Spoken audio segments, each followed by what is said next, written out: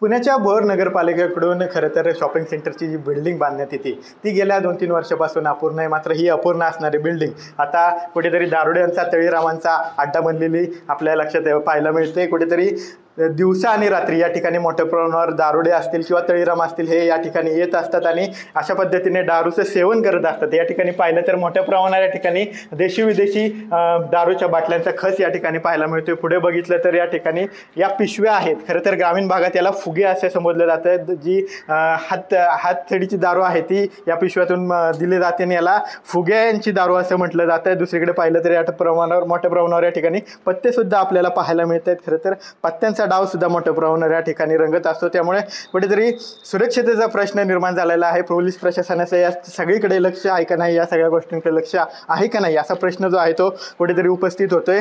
त्याचप्रमाणे जर महत्त्वाची बाब आहे या बिल्डिंगची ती म्हणजे ही बिल्डिंग जी आहे ती अगदी जी भोर बस स्थानक आहे, एस टी बस स्थानक आहे त्यालाच लागून खरं तर ही बिल्डिंगचं बांधकाम जे आहे ते गेल्या अनेक वर्षापासून अपूर्ण आहे. आणि खरं तर आत्ता आपण पाहिलं की काही दिवसापूर्वीच स्वारगेट बस स्थानकात एका महिलेवर अत्याचार घडल्याची घटना घडली होती. त्या पार्श्वभूमीवर कुठेतरी सुरक्षिततेचा प्रश्न जो आहे तो या ठिकाणी निर्माण झालेला आहे.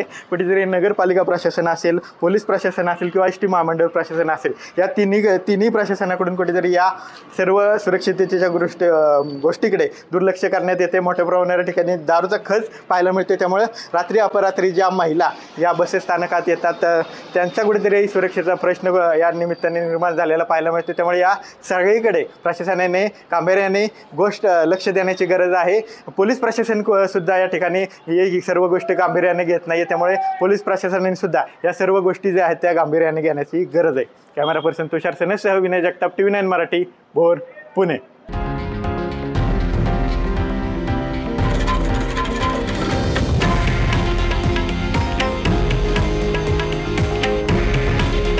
हे आहे देशातील नंबर 1 न्यूज नेटवर्क आणि आपण पाहत आहात TV9 मराठी.